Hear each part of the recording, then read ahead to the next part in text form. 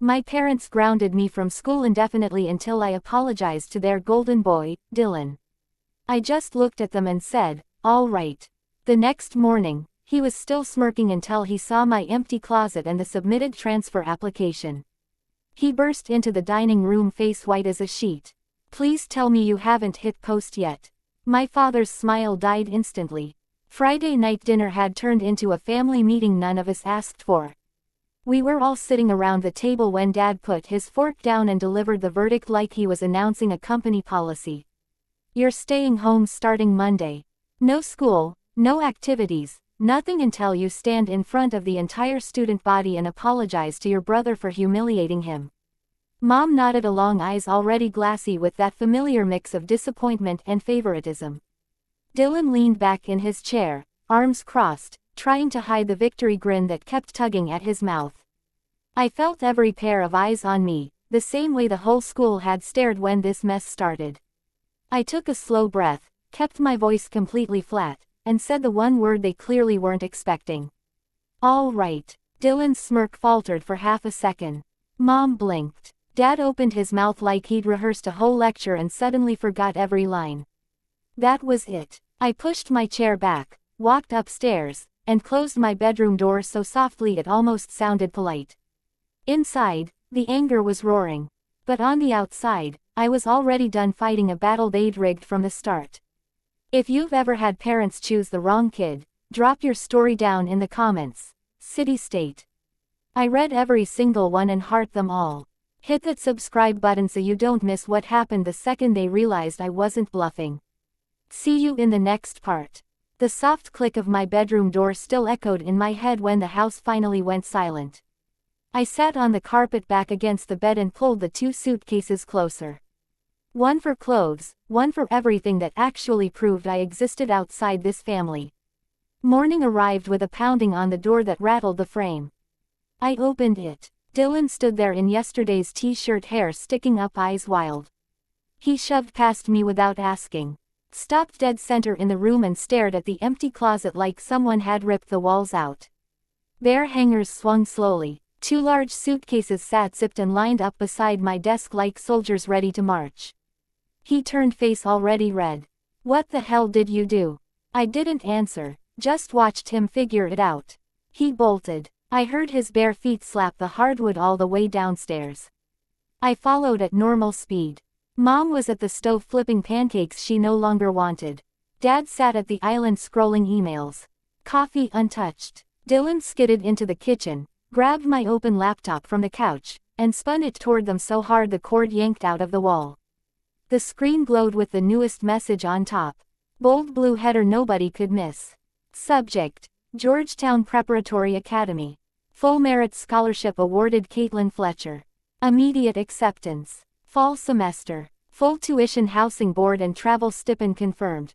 Mom's spatula clattered into the sink. Dad froze mid-sip, mug halfway to his mouth. Coffee dripped onto the marble and nobody moved to wipe it. Dylan's voice cracked. "Please tell me you haven't hit post yet." Dad finally put the mug down slow like it weighed 100 lb. Posted what? I leaned against the door frame, arms loose at my sides. "I finished the final confirmation last weekend," I said perfectly calm. All they needed was the guidance office signature that got uploaded Friday afternoon. Mom found her voice first.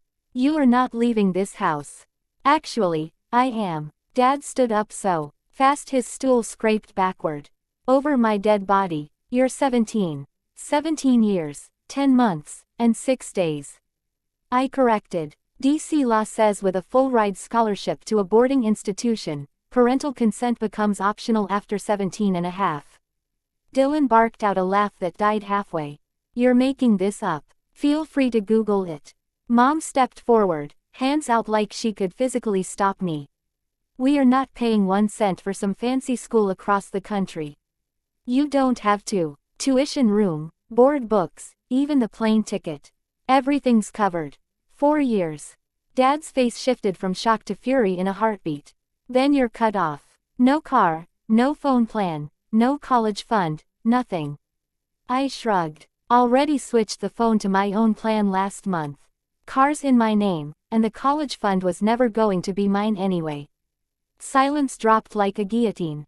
Dylan kept staring at the screen, mouth open, scrolling with a trembling finger. He stopped on the line that said boarding check in Tuesday, August 27th. His eyes snapped to me. That's in 2 days. Correct. Mom started crying, quiet, shoulders shaking.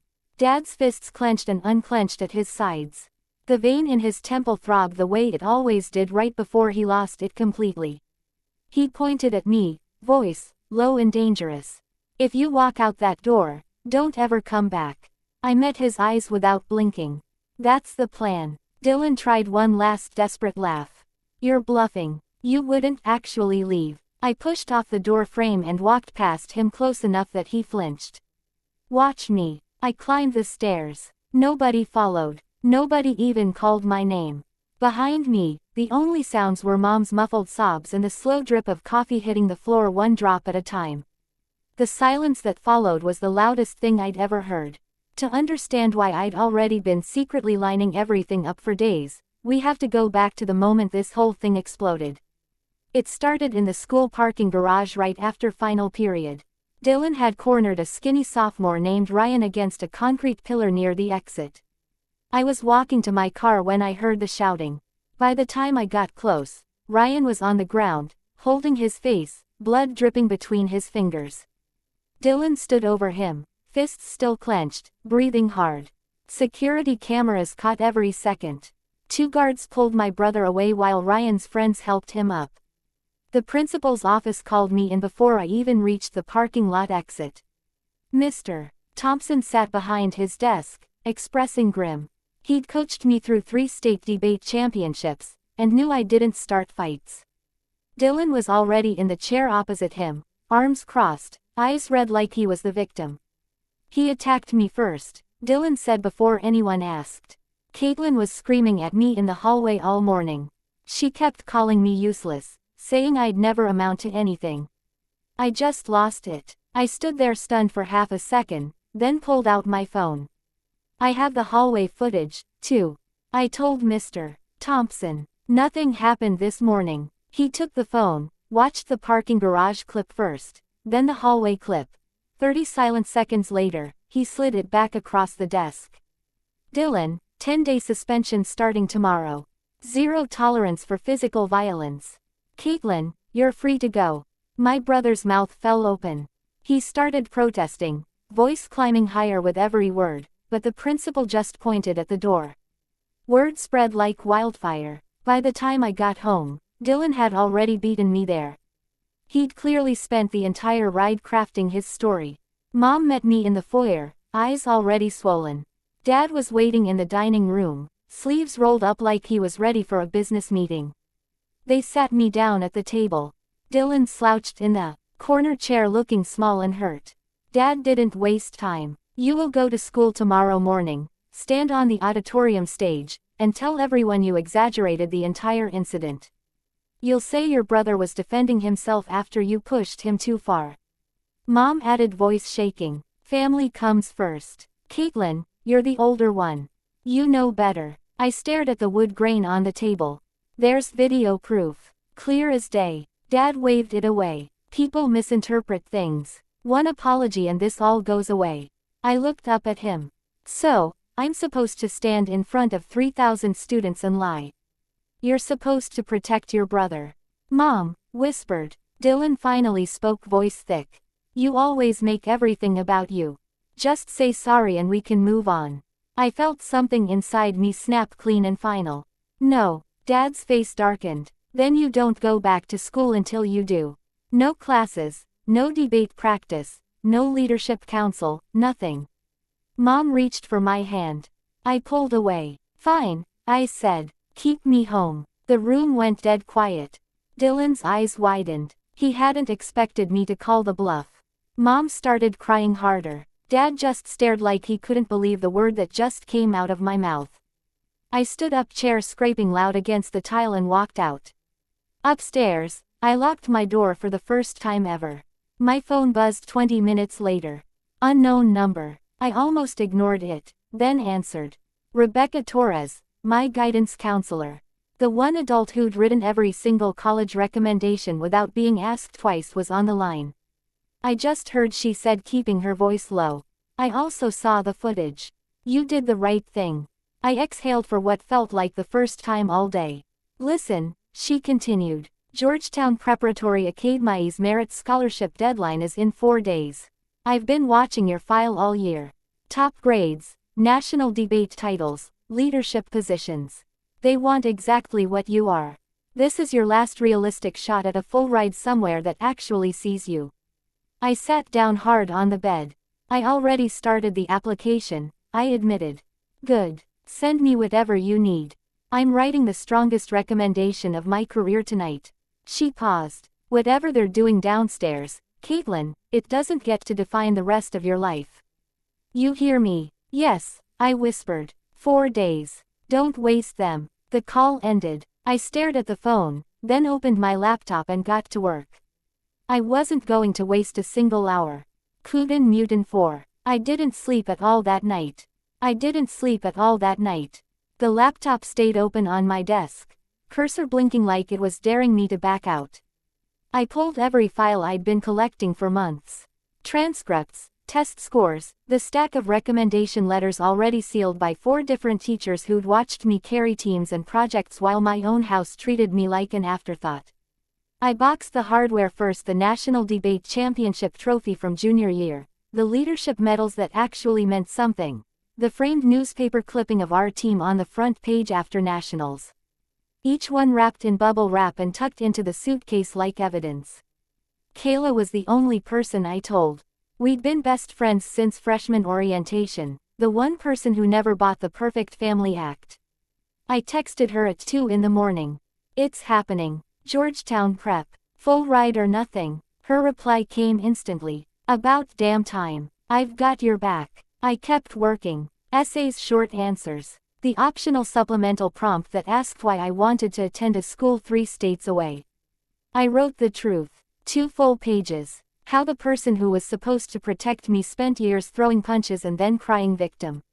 How every achievement got dismissed if it made the golden child look bad. How I'd learned to win quietly because celebrating out loud always came with a price. I didn't cry while I typed. I was past that. At midnight, the phone rang. Unknown number. I picked up. Rebecca's voice came through low and urgent. I just submitted the strongest recommendation I've ever written.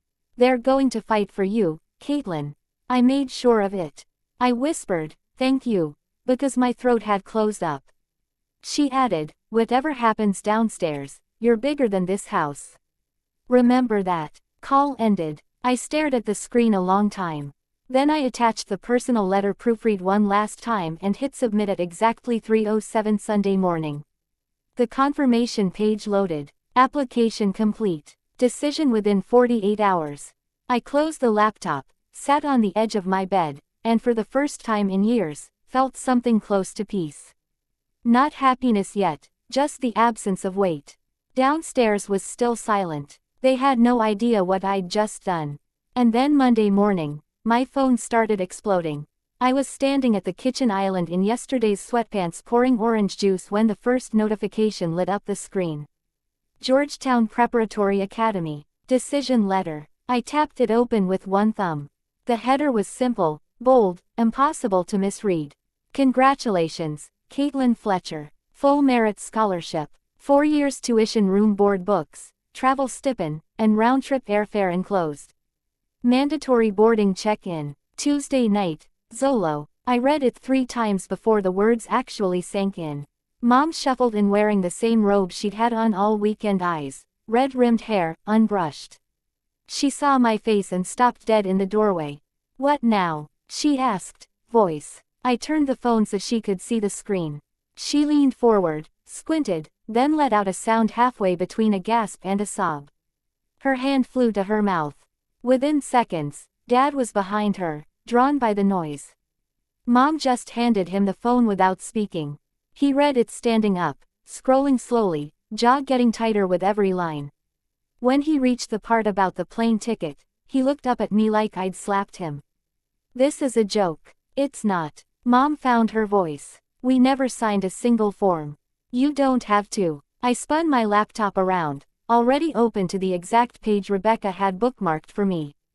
District of Columbia Code, Title 38, Section 202.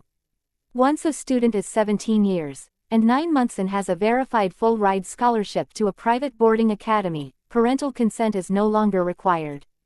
I'm 17 years, 10 months, and 6 days. They accepted me anyway. Dad's face cycled through 3 shades of red before settling on something darker. You planned this whole thing behind our backs. I planned for the day you'd force me to choose between my future and protecting Dylan's feelings. Turns out that day came sooner than expected. Mom stepped forward, hands reaching. Baby, please. We'll sit down tonight, all 4 of us. We'll figure something out. I stepped back. There's nothing to figure out. Dad slammed the phone onto the counter so hard the case cracked. Fine. You want to be an adult. Be an adult. I'm freezing every account with your name on it. The second I get to the bank, the college fund you think is yours disappears. Phone plan canceled by lunch. Car stays in the garage. Title or no title, it's not leaving this property. I pulled my keys from my pocket and set them down softly next to the cracked phone. Title transferred last month. Phone's on my own plan since spring break and the college fund. You moved 80% of it into Dylan's account the day he got his learner's permit. There wasn't much left to freeze. Mom made a broken sound and sank into a chair. Dad just stared at me, breathing through his nose like a bull, deciding whether to charge. Dylan appeared at the bottom of the stairs in boxers and a wrinkled t-shirt, clearly just woken up by the shouting. He took one look at the scene and smirked. So, the princess is throwing a tantrum because she can't say sorry. I ignored him completely and opened a new contact Rebecca had sent yesterday. Thomas Harland, education attorney, Georgetown Prep Alumni Network. 1 ring, Harland Law. Mr. Harlan, Caitlin Fletcher. We spoke last week about the scholarship contract. Good morning, Caitlin. Calm, professional, zero surprise in his voice. I have the fully executed agreement right here. Everything is binding. They cannot stop you. I hit speaker and set the phone on the island. Dad opened his mouth, closed it. Mom started crying harder, rocking slightly in the chair. Mr. Harland continued, a courtesy car from the academy will arrive at your residence tomorrow at 7 sharp. Any attempt at physical interference will be treated as obstruction of an emancipated minor's federally recognized right to education. Local police have already been notified as a precaution. The line went quiet except for Mom's sobs. Dad's eyes locked on mine. Pure rage, but underneath it something else. Something that looked almost like panic. I held his stare. For the first time ever, he was the one who looked away.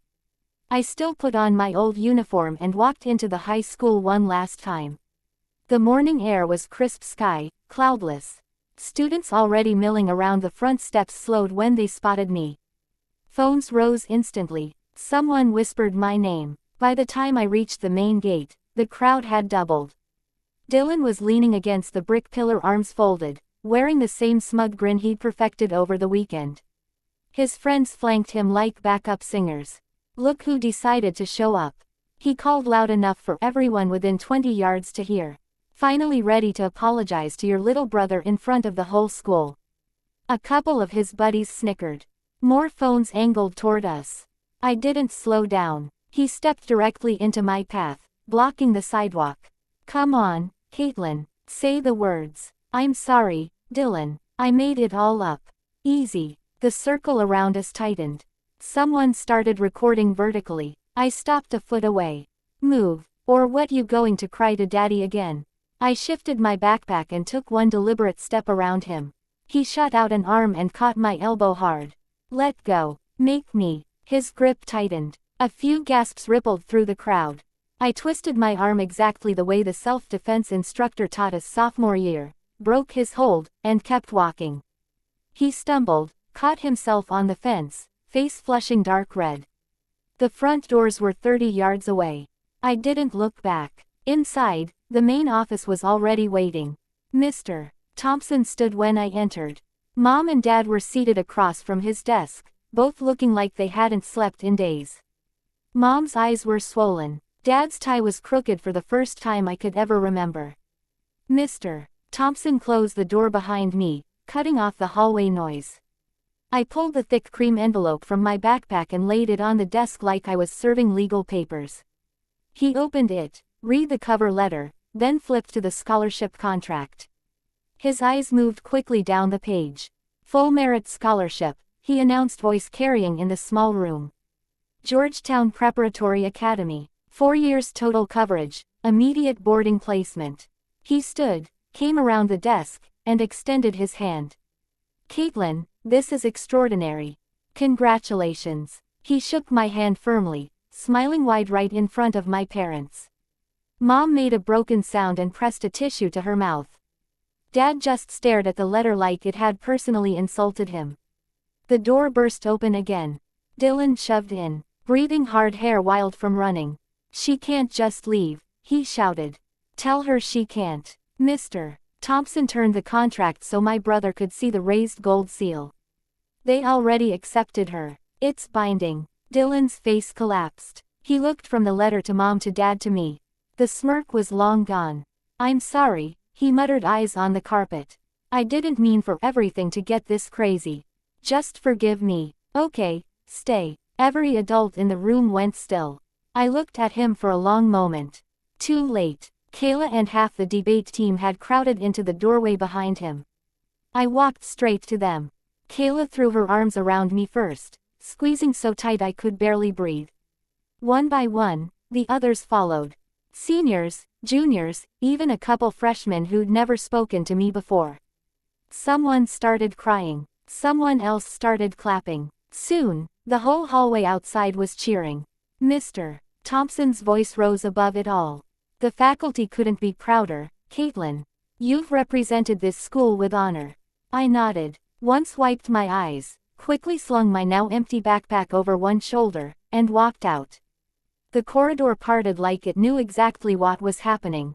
Phones tracked me the entire length of the building. The applause grew louder with every step, echoing off lockers bouncing off the ceiling.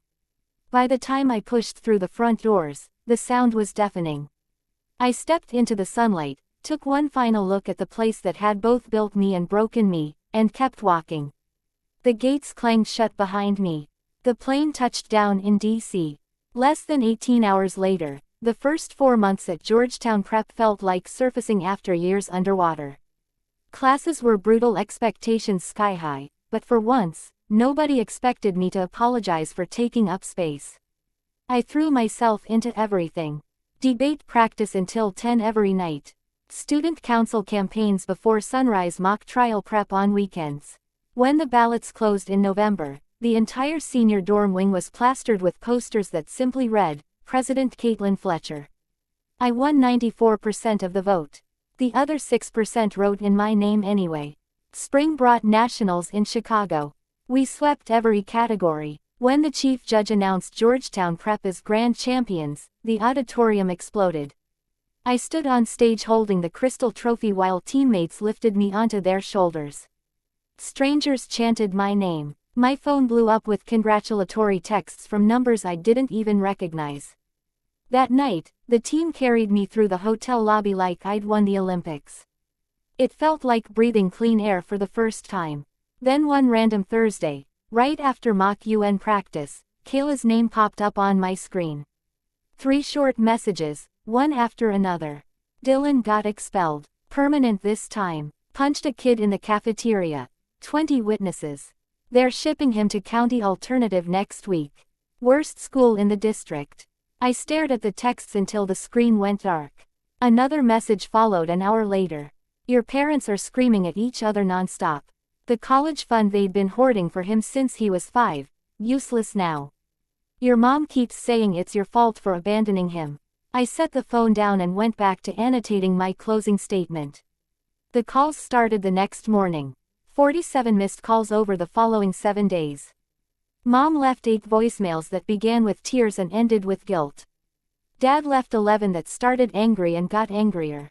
Dylan left 3 voice cracking asking if I could just talk to him so everything could go back to normal. I never pressed play on a single one. By day 5, Mom's messages were barely coherent, repeating the same plea. He's your little brother. He needs you. Day 6 brought a text from an unknown number. It's Dylan. I'm sorry. Okay, I get it now. Please call. I deleted the thread. Day 7. The phone rang while I was in the middle of a practice round. I silenced it, finished my rebuttal, and won the ballot. That night, I opened the call log, highlighted every Maryland area code, and blocked them all. The screen went blissfully blank. The only sound in my dorm room was the quiet hum of the mini fridge, and just as my new shelter puppy snoring softly on the extra pillow, I never looked back. 6 years later, their numbers no longer appeared on my screen at all. I walked across the Georgetown University commencement lawn in bright May sunlight, hood trimmed in policy studies, blue diploma already framed in my apartment before the ceremony ended. A second full scholarship had carried me straight through without a single dollar from the old house in Maryland. 3 weeks after graduation, I accepted a senior policy advisor position at a think tank inside the Beltway. The offer letter came with a salary that made my first-year coworkers gasp. My name started appearing on briefing memos that landed on actual senators' desks before 9:30 most mornings. I bought the apartment on the 14th floor of a new glass tower in Southwest Waterfront the following spring. Closing day felt surreal, standing alone in an empty living room with sweeping views of the PTOIC keys cold in my palm deed, listing only Caitlin Fletcher. No co-signers, no emergency contacts required. Justice came home 8 months later. I found him at the city shelter on a rainy Saturday, a wiry brown mutt with one shredded ear and a permanent suspicious squint. The volunteer warned me he didn't warm up easily, 3 treats and 1 slow blink. Later, he climbed into my lap and refused to leave. I signed the papers on the spot. Kayla still texts once or twice a year. Short updates only because she knows that's the boundary I set. Your mom moved into a 2-bedroom rental after the divorce was final. Your dad took a studio near his office and works until the building locks up. Dylan never applied to college. He scans groceries at the Walmart off Route 7. Lives with your mom and spends most nights gaming in the dark. That's the entire report. No commentary, no invitation to reply. I read, close the thread and go back to whatever I was doing.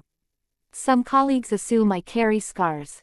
I don't. I carry clarity. I mentor high school debaters every Saturday at the local library the same way Rebecca once stayed late for me. I run 5 miles along the river before sunrise, while Justice trots beside me like a furry bodyguard. I testify at congressional hearings when asked to speak at conferences when invited and turn down the rest because my calendar belongs to me now. Thanksgiving passes without a single text. Christmas morning, I wake up to Justice's cold nose and the smell of coffee I brewed for myself. Birthdays come and go with cards from Kayla, Rebecca, and the debate kids I coach. No Maryland area codes ever ring. I kept the trophies from high school nationals on a shelf in my office, not for nostalgia, but as proof. Proof that excellence doesn't need permission. Proof that walking away can be the moment everything finally begins. Cutting them off wasn't punishment. It was the day I stopped volunteering to be the family punching bag. Some people are born into homes. Others have to build their own. I built mine brick by brick, paycheck by paycheck, boundary by boundary. And every morning when Justice thumps his tail against the floor and the sun hits the river just right, I know I chose the only life that was ever going to fit. The past days where I left it 3 states away behind a gate that clanged shut years ago, I never opened it again.